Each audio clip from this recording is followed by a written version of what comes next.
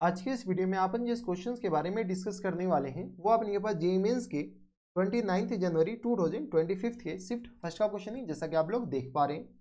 यहाँ पर देखिए हमारे पास क्या दरकार है कि द इंटीग्रल अपने पास ये इंटीग्रल ये किसके बराबर है 80 अपने पास बाद में मल्टीप्लाई कर लेंगे।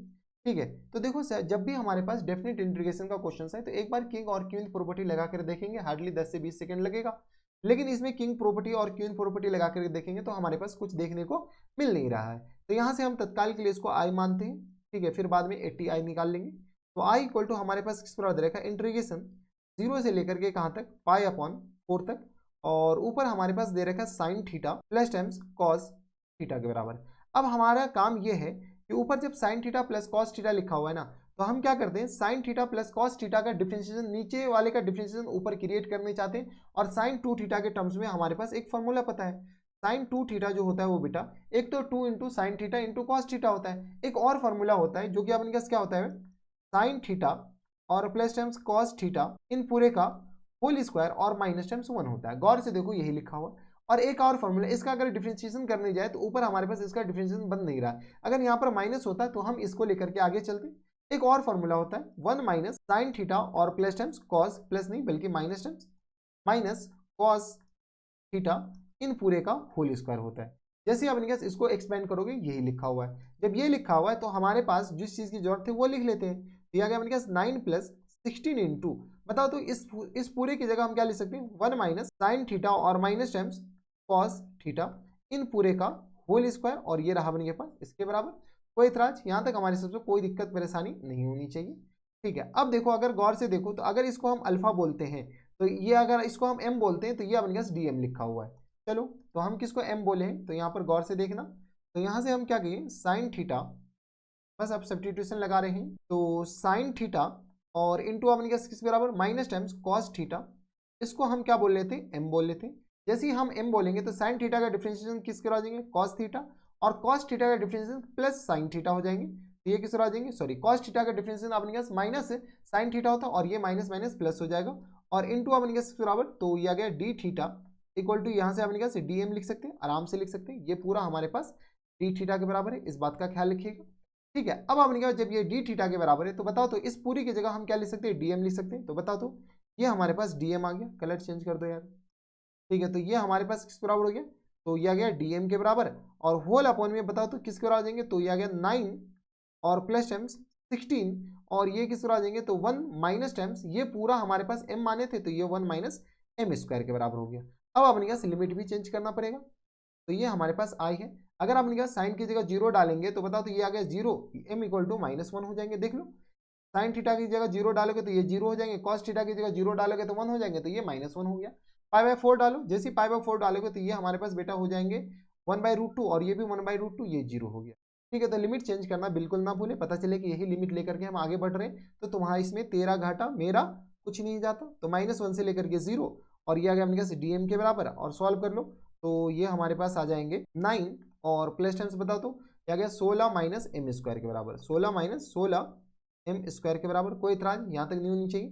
तो ये अपने के पास आ जाएंगे आई इक्वल टू आ गया अपने पास इंटीग्रेशन -1 से लेकर के 0, और ये रहा डीएम, और होल अपॉन में बताओ तो किस पर आ जाएंगे, तो होल अपॉन में आ गया अपने पास तो 25 ये हो जाएंगे, और माइनस टाइम्स किस आ जाएंगे 16 एम स्क्वायर के बराबर। कोई दिक्कत परेशानी यहाँ तक नहीं होनी चाहिए। यहाँ पे अपने के पास क्या करो, तो ये हमारे पास आई थिंक स्टैंडर्ड फॉर्मेट बन गया। यहाँ से अपने के पास क्या करो, ए स्क्वायर माइनस एक्स स्क्वायर वाला फॉर्मेट बना है, तो यहाँ से क्या करते हो अगले पेज पे ले चलो।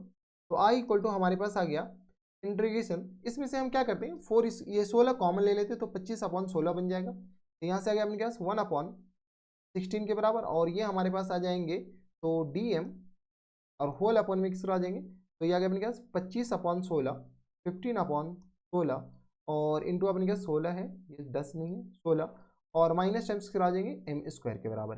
ठीक है, और लिमिट हमारे पास कहाँ से कहाँ तक है, तो -1 से लेकर के 0 तक, -1 से लेकर के 0 तक। यहाँ पर अपने पास एक फॉर्मूला होता था, कौन सा, तो ये आ गया अपने पास बी एक्स और होल अपॉन में एक्स स्क्वायर ए स्क्वायर माइनस एक्स स्क्वायर, इसका जो इंटीग्रेशन होता था वो बेटा होता था 1 अपॉन में 2a इंटू अपने के बराबर तो ln मॉड कौन सा, ये आ गया अपने के पास तो a प्लस एक्स के बराबर a माइनस एक्स के बराबर। कोई एतराज? यहाँ तक हमारी सबसे कोई दिक्कत परेशानी नहीं चाहिए। ये फॉर्मूला आपको पता होनी चाहिए, नहीं पता है तो थोड़ा सा दिक्कत वाली बात है। प्लस सी यहाँ पर लगाना बिल्कुल ना भूलें, पता चले कि तुम लोग नीचे को सर सी कहाँ गया, तो यहाँ पर हाँ बेटा प्लस सी के बराबर। कोई एतराज नहीं होनी चाहिए। तो यहाँ से बता दो क्या गया 1/16 और मल्टीप्लाइड बाई, अच्छा इसको अपने के पास पहले उस फॉर्मेट में कन्वर्ट ही कर लेते।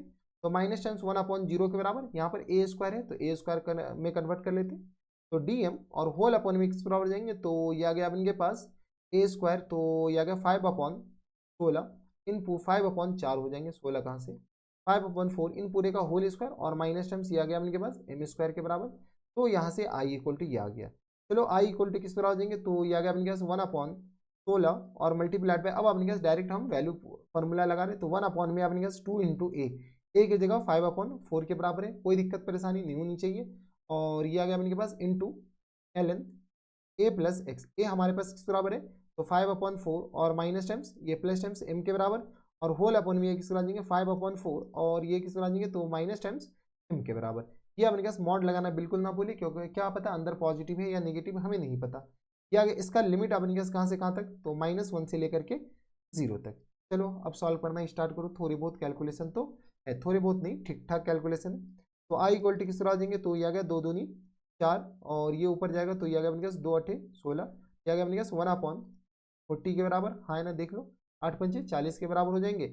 और ये आ गया अपने पास ln, तो सॉल्व कर लेते तो 5 + 4m और होल अपॉन में किस तरह देंगे 5 - 4m के बराबर। और ये अपने पास मॉड लगाना बिल्कुल ना भूले, -1 से लेकर के 0 तक कैलकुलेशन ही कैलकुलेशन है। तो ये आ गया 1/40 के बराबर और ये आ गया अपने पास ln मॉड, ये आ गया अपने पास। अच्छा अब अपने पास लिमिट लगा देते हैं, तो जैसे अपने पास लिमिट लगाएंगे तो 0 पुट करेंगे तो ये आ गया अपने पास 5 के बराबर, तो ये तो अपने पास 1 के बराबर हो जाएंगे। देख लो 0 जैसे पुट करेंगे तो 5 और अपॉन में 5 के बराबर 1 के बराबर, माइनस टाइम्स ln और ये मॉड लगाना बिल्कुल ना भूलें। -1 पुट करेंगे तो ये आ गया अपने पास 5 में से 4 जाएगा तो 1 हो जाएंगे, तो ये आ गया अपने पास 5 में से 4 बचेगा तो बेटा 1 ही आ जाएंगे, कोई दिक्कत परेशानी नहीं होनी चाहिए। तो 1 और होल अपॉन में किस तरह आ जाएंगे 9 के बराबर। ये हमारे पास कुछ इस तरीके का आ गया। चलो थोड़ा बहुत कैलकुलेशन है, ऊपर कैलकुलेट करोगे तो आई इक्वल टू हमारे पास आ गया 1/40 और इंटू अपने क्या करा देंगे ln1 तो 0 हो गया, और माइनस टाइम्स ये बेटा लिखा हुआ है 3 दिया 9 2ln2 के बराबर लिखा हुआ है ln3 के बराबर।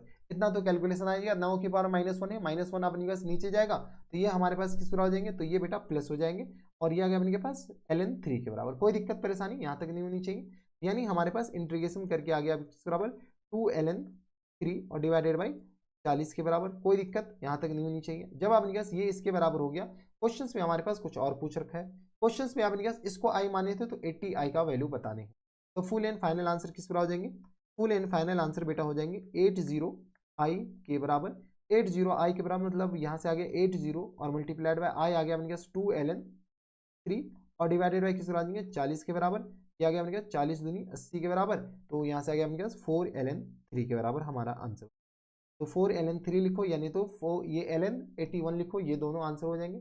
तो 4ln3 कौन से ऑप्शन में, और ऑप्शन नंबर आपके पास ए में ही दे रखा है, यानी ऑप्शन नंबर ए क्या आ जाएगा हमारा फुल एंड फाइनल आंसर हो जाएगा। तो ठीक ठाक सवाल था, ऐसा कुछ नहीं था, बस आपने ये वाले फॉर्मूले यूज करने थे और काम खत्म। तो ये थे हमारे पास जेईई मेंस के 29 जैन 2025 के शिफ्ट फर्स्ट का क्वेश्चन था। और ओके ओके सवाल कह सकते हैं, आसान सवाल तो नहीं कह सकते हैं। तो बस इतना इस वीडियो में। अगर आपको हमारे पढ़ाने का तरीका सही लग रहा हो तो प्लीज इस वीडियो को लाइक कर दीजिएगा, साथ में चैनल भी सब्सक्राइब कर लीजिएगा ताकि ऐसे इंटरेस्टिंग आपको फ्यूचर में भी मिलती रहे। तो बस इतना इस वीडियो में, मैं आपसे मिलता हूं नेक्स्ट वीडियो में, तब तक के लिए stay happy, stay healthy and good bye.